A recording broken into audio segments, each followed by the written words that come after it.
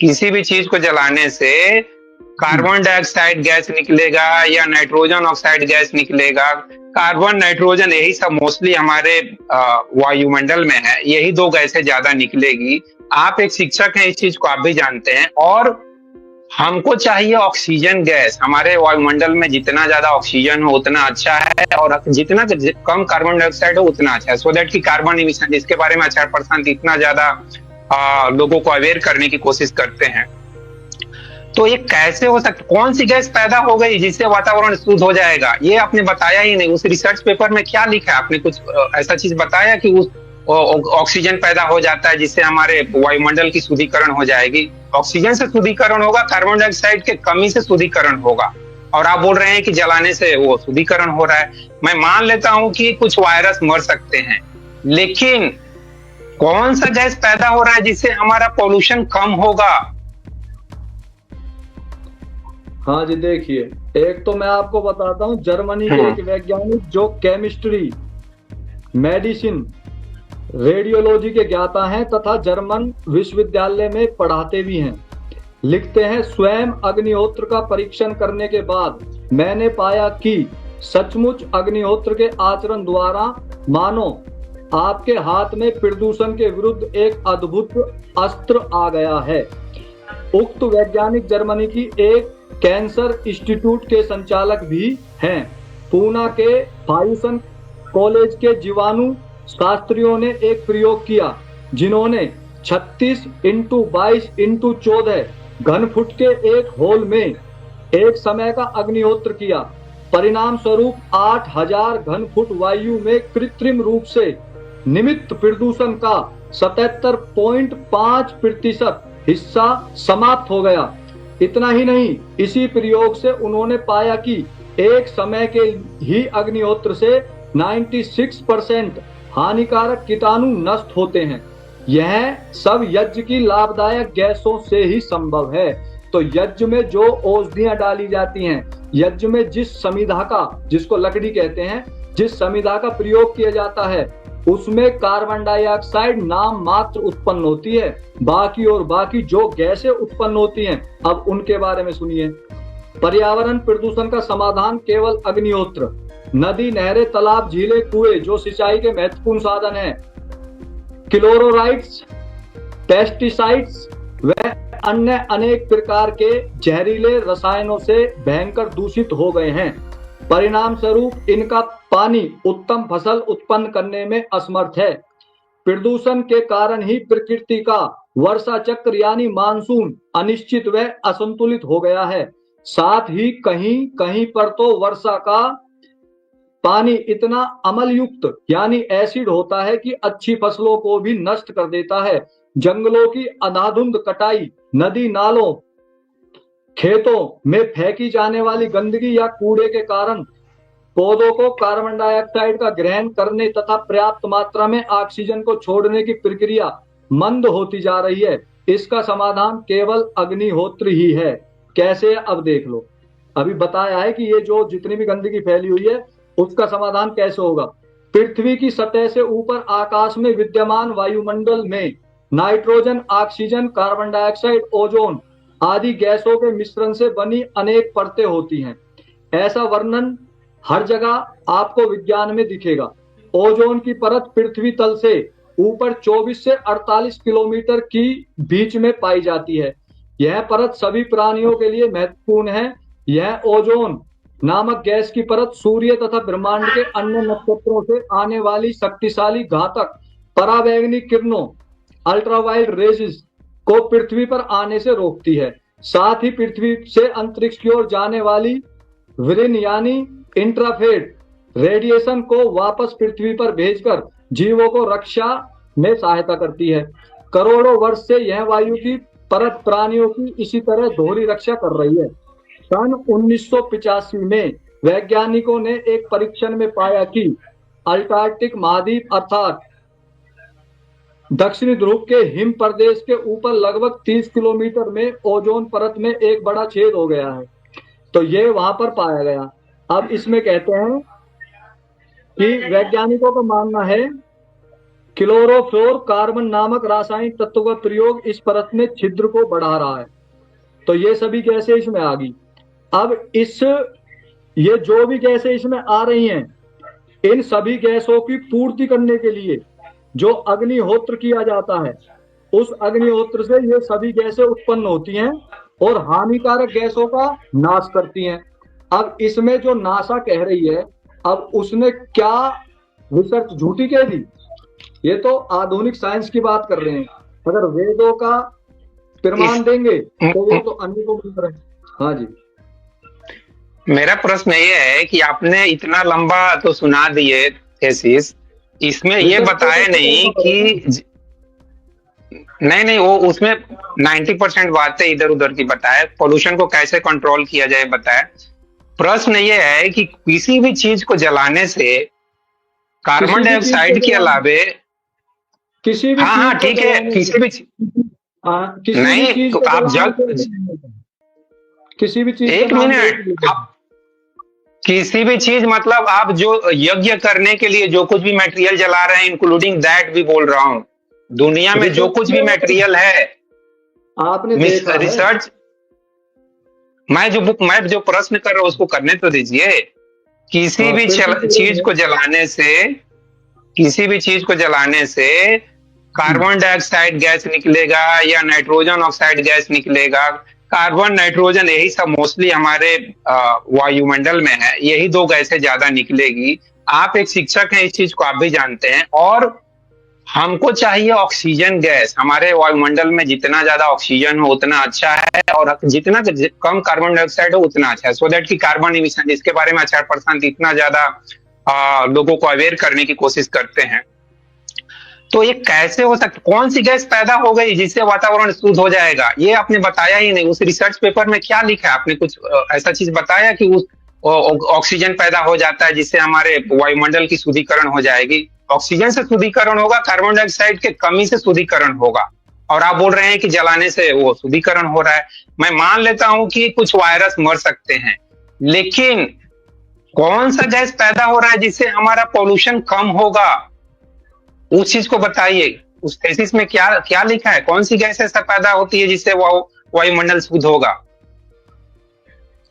उसके लिए आप थोड़ी सी बात करो, वहीं मैं जा रहा हूँ। मुझे पता था आप ये भी पूछोगे। अब मैं आपको ये भी बताऊंगा कि अग्निहोत्र से कौन सी गैस उत्पन्न होती है। उस चीज को मैं बताइए। वो मेरे पास था, बस उसको ढूंढने में टाइम इसलिए लग रहा है क्योंकि वो फाइलों में दबी हुई है। आप बेचिंत रहें, बाकी उसको बहुत जल्दी अभी ढूंढता हूँ मैं। नहीं गुरुजी, ऐसा कोई भी गैस मिल ही नहीं सकती है कि हमको कोई भी। मैं आपको गैस का ही नाम बताऊंगा, बिना गैस का नाम बताए आपकी छुट्टी नहीं करूंगा। बेचिंत रहो, मेरे पास है। क्योंकि आपने तो जनरली रिसर्च आपको करनी नहीं तो नहीं, मैं प्रश्न करता हूं ना, आप उत्तर देने वाले हैं, तो रिसर्च करना तो आपका भी जिम्मेदारी बन रहा है ना, आपको रिसर्च करके आना चाहिए। और मैंने जितनी पढ़ाई की है उस हिसाब से मैं जानता हूं कि यही सब गैस है। लाइक और 4-5 गैस बोलेंगे तो मैं मीथेन गैस, आपने क्लोरोफ्लोरो गैस का नाम लिया, उसके अलावा क्लोरीन गैस हल्की फुल्की हो सकती है, बाकी सब गैस नाम मात्र का है। बाकी हमारे वायुमंडल में 3 गैस सबसे ज्यादा है, उसमें कार्बन डाइऑक्साइड थोड़ा सा सबसे कम है, ऑक्सीजन ज्यादा है, नाइट्रोजन सबसे ज्यादा है, 78% है। तो और कौन सी गैस ऐसा पैदा कर रहे हैं आप? यज्ञ करने से कौन सी गैस उत्पन्न होती है वो आपने शोध किया? मैं क्यों शोध करूं? क्योंकि मेरे नॉलेज में यह है कि किसी भी चीज को जलाने से कार्बन डाइऑक्साइड गैस निकलेगा, या हो सकता है नाइट्रोजन ऑक्साइड गैस निकल जाए। और नाइट्रोजन, अगर प्रोटीन मटेरियल है तो नाइट्रोजन ऑक्साइड गैस निकल सकती है। इतनी पढ़ाई मैंने की है, कभी मैं आईआईटी की तैयारी किया हूं तो इतना नॉलेज मेरे पास है। और मेरा केमिस्ट्री जो सबसे फेवरेट सब्जेक्ट था। अगर मैं कुछ भी गलत बोल रहा हूं तो कोई कमेंट में लिखे मुझे कि नहीं आप गलत बोल रहे हो, बाद में लोग कमेंट करेंगे अब आप लिखो, नहीं कमेंट करने की जरूरत नहीं है। एक गैस का नाम है फार्मिक एल्डिहाइड। फार्मिक एल्डिहाइड नामक गैस उत्पन्न होती है अग्निहोत्र करने से। एक गैस तो ये होगी, ठीक है। जो फार्मिक एल्डिहाइड, एक मिनट रुकिए, फार्मिक एल्डिहाइड इन दोनों से होती है। फार्मिक एल्डिहाइड गैस का फॉर्मूला क्या लिखा है? फॉर्मूला सर्च कर लेता हूँ, इसमें नाम नाम है, और वो फॉर्मूला गैस और वो गैसियस मटेरियल है या कंफर्म है, कहीं लिक्विड तो नहीं है? नहीं, गैस लिखा है, उसके सामने गैस लिखा है, तभी मैंने गैस बोला है ना, फॉर्मूला नहीं, जो लिखा है। फॉर्मूला नहीं लिखा है, क्योंकि भारी होगा तो गैस होगा ही नहीं, वो जमीन पे बैठे रहेगा। नहीं, फॉर्मूला सर्च करना पड़ेगा। जमीन पे नहीं बैठता, ऊपर तक जाता है, आसमान तक, बादलों तक। और ये घी को जलाने से वो फार्मिक एल्डिहाइड गैस निकल रहा है, आम की लकड़ी और गुड़, और उससे क्या शुद्धिकरण होगा? आम की लकड़ी और गुड़ निकलती है, जो तो हानिकारक सुनो तो सही, जो हानिकारक जीवाणुओं को नष्ट करने में मदद करती है। तो ये हानिकारक तो वो तो मैं एक्सेप्ट कर रहा हूँ, जीवाणु को मारने में हेल्प कर देगा, लेकिन कार्बन डाइऑक्साइड निकलने से पूरा पॉल्यूशन तो हो रहा है, उस चीज को भी तो एक्सेप्ट कीजिए। आपके घर में मच्छर है तो सुनिए, आपके घर में मच्छर हैं तो कछुआ छाप अगरबत्ती जलाएंगे तो मच्छर मरेंगे, लेकिन उससे आपका घर में बहुत सारा अनवांटेड गैस भी पैदा होगा जो आपके हेल्थ को हजार्ड करेगा, आपके हेल्थ को इफेक्ट करेगा, ये भी सोचिए। मैं रोजाना अग्निहोत्र करता हूँ, और आप अपना टेस्ट करा लो, मेरा टेस्ट करा लो, और फिर 1 महीने तक आप कर लो, मैं कर देता हूँ बंद, उसके बाद टेस्ट कर लेना। जहां जहां अग्निहोत्र होता है वहां अपने आप ही वातावरण शुद्ध रहता है। आप अपने घर की हवा का सैंपल ले लो या मेरे की ले लो, और सुनो, मेरे घर का ले लो और मेरे पड़ोसी के घर का ले लो, उसी दोनों घरों की हवाओं में जमीन आसमान का अंतर आपको दिखाई देगा। दूसरी गैस का नाम लिखो, एलिथीन ऑक्साइड। दूसरी गैस का नाम है एलिथीन ऑक्साइड। और तीसरी गैस का नाम लिखो, तीसरी गैस का नाम है यह पोपिलीन ऑक्साइड। जैसी गैसें भी निकलती हैं, ये 2 मतलब और भी गैसें निकलती हैं जो वायु में मौजूद प्रदूषण गैसों को निष्क्रिय करने में मदद करती हैं। तो निष्क्रिय अर्थात पोल्यूशन का अंत। पोल्यूशन का अंत जितनी तेजी से अग्निहोत्र करता है, उतनी तेजी से अंत करने की क्षमता किसी में भी नहीं है। आप मेरी बात सुनो, अग्नि का काम क्या है? अग्नि का गुण तो जाना नहीं, मैं आपको अब बताता हूँ साइंटिफिक रीजन क्या है।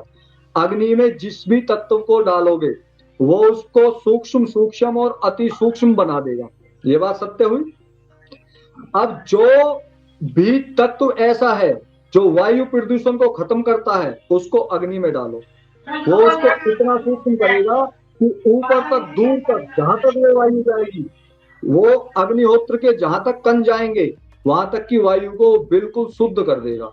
और आपको यकीन नहीं आ रहा तो एक मिनट रुकिए। हाँ जी, 1 मिनट रुकिए। आपने अग्नि का लक्षण बता दिया, उस लक्षण में ऐसा कोई बड़ी बात नहीं है जिसके बारे में कोई नहीं जानता, सब कोई जानता है कि अग्नि का क्या काम है। वो अग्नि हाँ, प्रश्न सुनिए, वो अग्नि आप यहाँ पे जमीन पे जला रहे हैं, वो अग्नि हमारे वायुमंडल में जो कार्बन डाइऑक्साइड है उस पे क्या असर करेगा? हमारे वायुमंडल में मान लीजिए कि ऑक्सीजन, कार्बन डाइऑक्साइड 1% या 1.5% होना चाहिए, वो अपनी जितनी होना चाहिए उससे वो काफी बढ़ चुका है, तो उसको तो और बढ़ा रहे हैं ना, उससे तो हमारा वायुमंडल को और नुकसान पहुंचेगा। नुकसान और उस कार्बन डाइऑक्साइड, तो फिर कार्बन डाइऑक्साइड को कर क्या रहा है?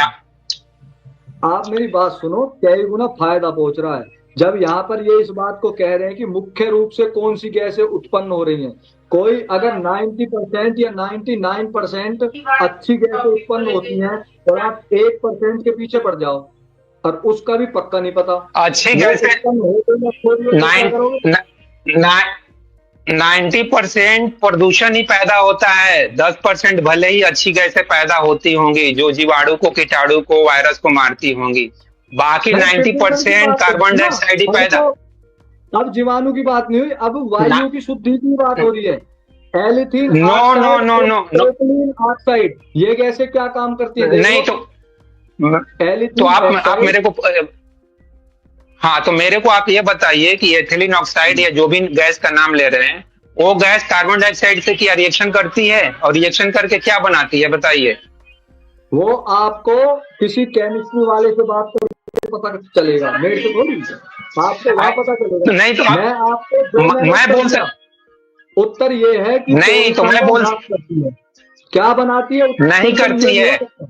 अरे करती है, तो नासा जब तो तक कह रहा हूं, मैं थोड़ी कह रहा जब हूं। तक सुनिए, जब तक कार्बन हाँ, डाइऑक्साइड से रिएक्शन नहीं होगा, सल्फर डाइऑक्साइड से रिएक्शन होगा, नाइट्रोजन ऑक्साइड से रिएक्शन नहीं होगा, मीथेन से रिएक्शन नहीं होगा, क्लोरोफ्लोरोकार्बन से रिएक्शन नहीं होगा, इन गैसों का, तब तक हमारे जो भी पॉल्यूशन है, जो भी कार्बन इमिशन है, उस पर कोई असर नहीं होगा। ये क्लियर है। आप इसके बारे में स्टडी कर लीजिए। ये जो कुछ भी आप बता रहे, हो सकता है कीटाणु को मारने के लिए काम करे, लेकिन पॉल्यूशन को बढ़ाने में ये काम कर रहा है, पॉल्यूशन को कम नहीं कर रहा है। एनीवे, जाने दीजिए, आज का टॉपिक का विषय ये नहीं था। धर्म के वही ऊपर तो में हम मैं लोग कह रहा चर्चा हूं। कर चुके हैं। आप मेरी बात सुनिए। हठी मत बनो, जिद्दी मत बनो। मैंने जो प्रमाण दिया है वो नासा का दिया है। या तो आप ये कहो मुझसे कि नासा का प्रमाण झूठा है, आपको यकीन नहीं आ रहा तो खुद सर्च करो। और जब मेरी बात नहीं माननी तो आप भी तो प्रिटेक्ट कर सकते हो। मैं ये कह रहा हूँ, एक प्रिटेक्ट करने में क्या दिक्कत हो रही है? वायु को मापने का यंत्र कोई ज्यादा दूर थोड़ी मिलता है। वायु पोल्यूशन को तो आसानी से मेजर किया जा सकता है या नहीं? बताओ आप, किया जा सकता है ना? वायु पोल्यूशन को मेजर किया जा सकता है या नहीं? उसके लिए तो कोई देखिए, बड़ी मुझे नहीं, वो जर्मनी का साइंटिस्ट बोले चाहे कोई भी साइंटिस्ट बोले, मैं बेसिक साइंस इतना जानता हूँ, किसी भी चीज को जलाने से कार्बन डाइऑक्साइड, नाइट्रोजन ऑक्साइड, यही सब गैस निकलेगी जो हमारे वायुमंडल के लिए हानिकारक है। और इस मतलब चीज को आप आप तो गलत, मानते हैं, कोई आप मानते हैं, जानते नहीं है। आप जानते हैं तो सिद्ध करके दिखाओ। अगर आप जानते हो तो नहीं, मैं जान जो सामग्री, जो यज्ञ मैं आपको देता हूँ, उसको जलाने से आप तो वायु को दूषित करके दिखाओ। दिखाने का सुनिए, सिद्ध करो। आप इतने अगर कॉन्फिडेंट हैं, तो मैं कभी आपके घर पे आऊंगा और हाँ आपको हाँ मैं देखूंगा जग करते हुए, और वहां पे सैंपल लेके उसको स्टडी करूंगा। बाकी ये काम मैं तो नहीं करूंगा, ठीक है। वायु पोल्यूशन को मेजर करने के लिए कोई बड़ी बात, कोई बड़ा यंत्र या ऐसा कुछ नहीं है। साधारण यंत्र आता है। आराम से कहीं पर भी जाओ, वहां पर पहले उसका पोल्यूशन चेक कर लो, फिर वहां पर अग्निहोत्र करो। साधारण अग्निहोत्र की बात कर रहा हूं, केवल साधारण। साधारण अग्निहोत्र करने से कम अगले 12 घंटे तक वहां की वायु कई गुना शुद्ध हो जाएगी। कम से कम भी 80% मार्जिन के साथ वायु शुद्ध रहेगी। जो जिस घर में सुबह और शाम 2 समय अग्निहोत्र होता है, वहां की वातावरण की वायु 99.9% प्योर हो जाती है। केवल जो वहां के व्यक्ति सांस ले रहे हैं वो ही वहां की वायु को दूषित करते हैं। बाहर से कोई भी दूषित वायु उसको प्रभावित नहीं कर सकती। ये प्रमाण अनेकों ऋषियों ने कर लिए हैं। लेकिन समस्या ये है कि जो व्यक्ति केवल अपनी ही हट से कार्य करता हो और दूसरे की बातों को प्राथमिकता ना देता हो, तो उन्हें स्वयं रिसर्च करनी चाहिए। और जब तक स्वयं रिसर्च ना हो तो बात नहीं करनी चाहिए। जब दूसरे की माननी नहीं तो स्वयं रिसर्च करो। ये बहुत अच्छा गुण है, ऐसा गुण होना चाहिए। मैं नहीं कहता कि मानो, मैं कहता हूं किसी की मत मानो, मैं तो ये कहता हूं करके देखो। मैंने करके देखा, हमारे यहाँ पूर्ण शुद्धि है। और जहां जहां यज्ञ होता है वहां वहां शुद्धि होती है, वो भी वायु की। वायु पोल्यूशन ही नष्ट होता है, ये बात प्रमाणित है। और अब आप भी अपने अपने घर जा करके देख सकते हैं। जब नासा ने ये सवाल उठाया था कि ऐसा नहीं हो सकता, तो उनको रिसर्च करनी पड़ी। और जब उन्होंने रिसर्च कर ली तो फिर ठोक कर डंके की चोट पर उन्होंने ये कहा कि हाँ, गाय के 1 तोले घी से कई टन वायु शुद्ध होती है, इसमें कोई शक वाली बात नहीं है। वही चीजें फिर हमें वेदों में दिखाई दे रही हैं, वही चीजें हमें ऋषियों के ग्रंथों में भी दिखाई दे रही हैं। अब आप पॉलीथीन जलाने से वायु प्रदूषण कर सकते हो जाएगी, तो इसका मतलब ये नहीं है कि किसी भी वस्तु को जलाओगे तो वायु प्रदूषण होगा।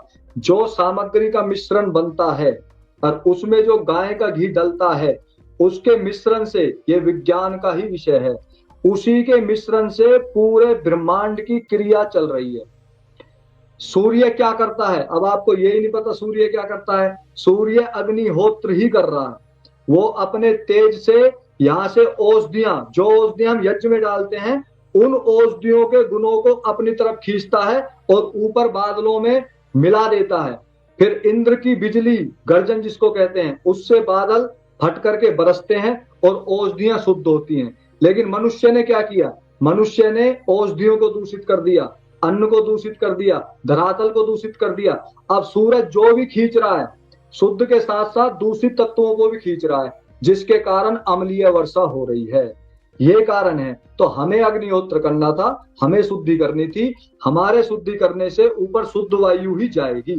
तो सूर्य का कार्य यही है। सूर्य को प्रजापति पालनहार क्यों कहा जाता है? क्योंकि उसी के कारण एक एक चीज उत्पन्न हो रही है। प्रकाशक उत्पत्तिकर्ता तेज स्वरूप सूर्य को कहा गया है। वो ही जमीन से लेकर के आसमान तक की प्रत्येक क्रिया को प्रोसेस में लाता है। ये उसका कार्य है।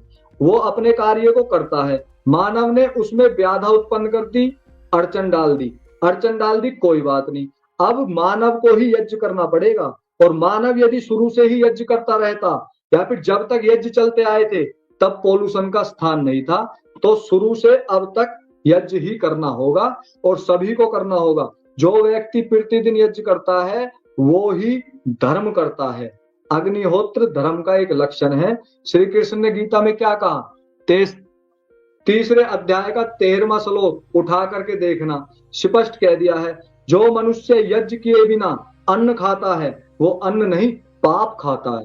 अर्थात पहले यज्ञ किया जाए फिर वो भोजन ग्रहण करे, ऐसा श्री कृष्ण कह रहे हैं। श्री कृष्ण गीता में कह रहे हैं, हमारे दर्शन कह रहे हैं, उपनिषद कह रहे हैं, चारों वेद कह रहे हैं और नासा कह रही है। हम भी रिसर्च कर रहे हैं, हमें भी लाभ प्राप्त हो रहा है। रोगों को हम खत्म कर रहे हैं, वासनाओं को हम खत्म कर रहे हैं, मानसिक विचारों को हम शुद्ध कर रहे हैं, वायु को हम शुद्ध कर रहे हैं। अब से नहीं कर रहे, बचपन से हो रहा है। मैं तो बचपन से ही देख रहा हूं कि वायु कितने बढ़िया तरीके से शुद्ध हो रही है। तो यज्ञ ही एकमात्र ऐसा रास्ता है जो विश्व से पोल्यूशन को खत्म कर सकता है। अन्य किसी भी क्रिया में इतनी गुणवत्ता नहीं है। कितने वृक्ष लगाओगे, कितने फोग उड़ाओगे, कहां कहां तक कार्य करोगे। घी की जोत जलाने से क्या वायु शुद्ध नहीं होती? घी की जोत जहां जलती है वहां तो सबको ही पता चल रहा है। जिस जिस घर में घी का दीपक जल रहा है वहां वहां वायु शुद्ध हो रही है, नहीं हो रही। मोमबत्ती से पोल्यूशन होता है, घी की जोत से वायु शुद्ध होती है। इसलिए जब श्री राम अयोध्या आए तो घी के दिए जलाए गए। क्या घी के दिए पोल्यूशन करने के लिए जलाए थे? क्या उनमें भी इतनी बुद्धिमत्ता नहीं थी? तो ये जो भी 2-4 सिलेबस से संबंधित पुस्तकें हैं ना, जो थोपी जाती हैं, उनको रट लिया गया है। वो जैसा कह देते हैं वैसा मान लेते हैं। पाखंडियों ने उनका समर्थन कर दिया है। यज्ञ के नाम को अलग अलग पाखंड से जोड़ दिया है। यज्ञ एक शुद्धि क्रिया का विषय है। बिना यज्ञ के वायु की शुद्धि तो छोड़ो, आत्मिक शांति भी प्राप्त नहीं हो सकती। यज्ञ 5 हैं, पांचों यज्ञों को करना चाहिए। अग्निहोत्र, ब्रह्म यज्ञ, बलिवेश देव यज्ञ, आसपास के जीव जंतुओं की रक्षा करना, उसके बाद अतिथि यज्ञ, अतिथि का सत्कार करना, और पितृ यज्ञ, माता पिता की सेवा करना, उनकी आज्ञा का पालन करना। जब इन पांचों यज्ञों को नियम पूर्वक करोगे तभी विश्व में शांति आएगी। इन पांचों में से एक भी छूटेगा तभी अशांति बढ़ेगी। ये 5 यज्ञ ही धर्म के लक्षण हैं। उन भ्राता जी को नहीं पता था, वो वंचित थे इस विज्ञान से। वो केवल रट्टाफिकेशन पर कार्य कर रहे थे। आधुनिक विज्ञान भी इस बात को मानती है, हमारे ऋषि भी इस बात को मानते हैं। श्री कृष्ण और श्री राम भी यज्ञ ही किया करते थे और हम बचपन से कर रहे हैं। तो जब हम बचपन से कर रहे हैं और हमारे स्वास्थ्य में कोई कमी नहीं आ रही, हमें आनंद आता है, हम अपने घर का सैंपल चेक करते हैं तो पड़ोसी के सैंपल से अच्छा माना जाता है। जहां पर परमाणु बम फेंका गया था, वहां पे ये नेपाल में जो परमाणु बम फेंका गया था, तो वहां पर एक परिवार ऐसा था जहां पर निरंतर यज्ञ होता था। उस परमाणु बम से जगह जगह विकलांगता देखने को मिली, लेकिन जिस दायरे में सुबह शाम निरंतर कई वर्षों से यज्ञ होता था, वहां की वायु इतनी शुद्ध थी कि उस परमाणु बम की तरंगे भी पूर्ण रूप से वहां कार्य नहीं कर पाई। ये कौन कह रहा है? वैज्ञानिक कह रहे हैं, मैं थोड़ी कह रहा हूं। ये तो वैज्ञानिक वहां से सैंपल ले लेके हमें बता रहे हैं। तो वहां की वो बता रहे हैं, हम परीक्षण कर रहे हैं, ऋषि कह रहे हैं, वेद कह रहे हैं, श्री कृष्ण कह रहे हैं, श्री राम कह रहे हैं, और किसका प्रमाण चाहिए था? अब प्रमाण चाहिए, अब यकीन नहीं चाहिए तो स्वयं करके देखो। क्योंकि रसगुल्ला कैसा है? मीठा है। मीठा कैसा होता है ये तो खाने के बाद ही पता चलेगा। एक आहुति यज्ञ में डाली नहीं और कहने लगे कि यज्ञ से वायु शुद्ध नहीं होती। अरे भाई, जिस घर में रहते हो पहले वहां की वायु का सैंपल ले लो और फिर वहां पे यज्ञ करके, यज्ञ करने के बाद का सैंपल ले लो, फिर किसी से बात करने की जरूरत ही नहीं है। इतनी सी बात है, इसमें क्या दिक्कत है? बहुत आसान तरीका है, सबको करना चाहिए। मैं ये नहीं कहता कि आप मेरी बात को मानो, मैं ये नहीं कहता आप ऋषि की बातों को मानो, मैं ये कहता हूं बिना जाने कुछ मत मानो। अब मानोगे तब जब जानोगे। जानने के लिए यज्ञ करना पड़ेगा। औषधियों से युक्त सामग्री इकट्ठा करो, शुद्ध गाय का घी लाओ, आम की, पीपल की, बरगद की इनकी समिधा लाओ और बिना धुएं के अग्नि में अग्निहोत्र करो। ऐसी युक्ति से उसमें सामग्री डालो और फिर देखना कुछ ही मिनटों में आपके घर की वायु शुद्ध ना हो जाए, तब कहना। 50, 60, 70 रुपए के खर्चे में इतना वायु पोल्यूशन खत्म हो जाएगा जितना आप सोच भी नहीं सकते। बड़े बड़े वो लाओगे वायु शुद्ध करने वाले यंत्र, वायु मतलब एयर पोल्यूशन की शुद्धि के यंत्र आते हैं अब 10-10, 20-20 हजार तक की रेंज के, उनसे भी शुद्ध नहीं होता। मेरा घर आसानी से 50 रुपए के खर्चे में पूरे 24 घंटे तक शुद्ध रहता है। उससे अलग आत्मिक शांति अलग मिलती है। मंत्रों के अर्थों को जान लोगे तो उससे विवेक ज्ञान बढ़ेगा, वो गुण अलग है। और जो हमारे आदर्श श्री कृष्ण कह गए हैं कि यज्ञ के बिना खाओगे तो पाप खाओगे, तो उन्होंने ऐसा क्यों कहा? अर्थात लोगों के कल्याण का विचार सबसे पहले होना चाहिए, परोपकार की भावना सबसे पहले होनी चाहिए। एकमात्र यज्ञ ही ऐसा है जिससे आप दुश्मन का भी परोपकार करोगे, उसका भी कल्याण करोगे। जो भी आप सामग्री, घी, समिधा यूज करोगे जिससे वायु ब्रह्मांड शुद्ध होगा, वो सबके घर जाएगा। ये नहीं है कि दुश्मन के घर नहीं जाएगा, सबके घर जाएगा। चाहे वो दुराचारी हो चाहे वो सज्जन हो, सबको शुद्ध वायु मिलेगी। चाहे वो दुराचारी हो चाहे सज्जन हो, उसको शुद्ध औषधि, शुद्ध जल और शुद्ध अन्न मिलेगा। यज्ञ को प्रजापति कहा गया है। हमारे ऋषियों ने यज्ञ को प्रजापति क्यों कहा है? पहली बात तो ये ध्यान रखना, ऋषि किसको कहते हैं? जो रिसर्च कर लेता उसको ऋषि कहते हैं। जिनको अब साइंटिस्ट कहते हैं, तो साइंटिस्ट तो भौतिक रूप से करते हैं, केवल साइंटिस्ट हुए। जो आध्यात्मिक और भौतिक रूप से दोनों से रिसर्च करता है उसको ऋषि कहते हैं। तो हमारे अनेकों ऋषि हुए हैं। ऋषि ब्रह्मा से लेकर ऋषि दयानंद तक ने यज्ञ का समर्थन किया है। तो वो सारे ऋषि कोई बुद्धिहीन थोड़ी थे, विशेष पात्रता को प्राप्त कर करके वो कार्य करते थे। तो यज्ञ से ही शुद्धि होगी, यज्ञ से ही कल्याण होगा, आत्मिक भी और शारीरिक भी, अपना भी दूसरे का भी। जमीन यज्ञ से शुद्ध होगी, जल यज्ञ से शुद्ध होगा, वायु यज्ञ से शुद्ध होगी, औषधि यज्ञ से शुद्ध होगी, अनाज यज्ञ से शुद्ध होगा। जिसको शक है, डाउट है, वो करके परीक्षण करे। बिना परीक्षण के बोलना असत्य कहलाता है। इसी को मिथ्या भाषण कहते हैं। किसी ने कह दिया, मैंने आगे फॉरवर्ड कर दिया, ये बात ठीक नहीं है। एक एक बात को परीक्षण किया है। आज से पहले तक जितने भी लाइव में आया हूं, एक एक वर्ड वो ही बोला है जिसका परीक्षण कर लिया गया है। जिसका परीक्षण नहीं हुआ है उसको ये कह के बोला जाता है कि ये शब्द प्रमाण है, प्रत्यक्ष प्रमाण नहीं है। और जो प्रत्यक्ष होता है उसको डायरेक्ट बोला जाता है। ये सत्य भाषण का गुण है। इसी गुण को सबको धारण करना चाहिए। तो भ्राता जी हो सकता है गुस्सा होके चले गए हो, तो कहते हैं ना, जब भाव भीतर बड़े हो अविद्या के, तो उसके खिलाफ बोलोगे तो परेशानी तो होती है ही। लेकिन ज्ञान की चर्चा में भावों को बीच में नहीं रखते। विषय धर्म का था, यज्ञ धर्म ही है।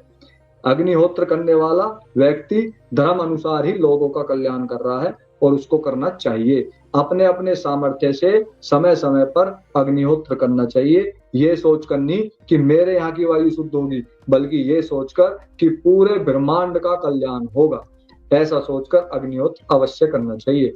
तो ये कह रही है, बहन जी कह रही है कि भोपाल में जब कार्बन गैस का रिसाव हुआ था तो जिस घर में उसे होता था उसे घर में अभी तक भी शुद्ध थी और किसी भी की भी मृत्यु नहीं हुई। अच्छा, तो बहन जी का कहने का मतलब ये है कि जिस घर में यज्ञ होता था तो उस गैस से वहां पर भी कोई प्रभाव नहीं पड़ा, किसी की मृत्यु नहीं हुई। ये बात बिल्कुल ठीक है। जहां का वातावरण शुद्ध रहेगा तो अशुद्ध वातावरण से फाइटिंग करेगा। हमारी रोग प्रतिरोगात्मक क्षमता रोगों से लड़ती है, इम्यूनिटी पावर रोगों से लड़ता है। ऐसे ही शुद्ध वायु अशुद्ध कणों से फाइट करेगी। ये बात बिल्कुल ठीक है। तो यज्ञ को जिस दिन पूरा भारत फिर से अपना लेगा, उस दिन भारत भारत नहीं, पूरे विश्व की वायु शुद्ध हो जाएगी, पूरे ब्रह्मांड की वायु शुद्ध हो जाएगी। फिर से औषधियां, फल फूल, मेवा, दुग्ध सब कुछ उत्तम होगा। उसी यज्ञ के अन्न से जब हम आहार ग्रहण करेंगे, उस शुद्ध अन्न से जो हमें शुद्धि से प्राप्त होगा, उससे हमारा मानसिक और शारीरिक बल भी बढ़ेगा। तो यज्ञ की गुणवत्ता का व्याख्यान करते करते तो न जाने कितने दिन लग जाएंगे। इतनी विशाल चर्चा यज्ञ की है। समय बहुत हो गया, कोई बात नहीं, कल की छुट्टी है तो आप आराम से अपना रेस्ट कर सकते हैं। आगे कह रहे हैं कि कई बीमारियों को भी फायदा मिलता है, बिल्कुल सही बात है। आगे विनीता सिंह जी कह रही हैं पोल्यूशन को दूर करने का अग्निहोत्र से कोई अच्छा उपाय नहीं। हाँ हाँ, बिल्कुल सही बात है। अच्छा, आपने भी एक्सपेरिमेंट किया है, बहुत बहुत धन्यवाद आपका जो आपने समर्थन किया सत्य का, धर्म का। ऐसे समर्थन करना चाहिए। प्रयोग करके अपनी बात को सामने रखने से मनोबल बढ़ता है, आत्मविश्वास बढ़ता है। तो खुला चैलेंज फिर से देते हैं, अग्निहोत्र से पोल्यूशन के प्रमाण प्रस्तुत किए जाएं, अन्यथा चुप रह जाए। हम अग्निहोत्र से शुद्धि के प्रमाण अनेक बार प्रस्तुत कर चुके हैं और जब कहोगे तब कर देंगे, जब कहोगे जहां कहोगे वहां कर देंगे। क्योंकि सत्य हर परिस्थिति में, हर देश में, हर काल में एक जैसा होता है। जहां जहां अग्निहोत्र होगा वहां वहां वायु शुद्ध होगी। तो आप सभी का बहुत बहुत धन्यवाद। एक बार मिल करके ओम का उच्चारण करेंगे और कक्षा को विराम देंगे।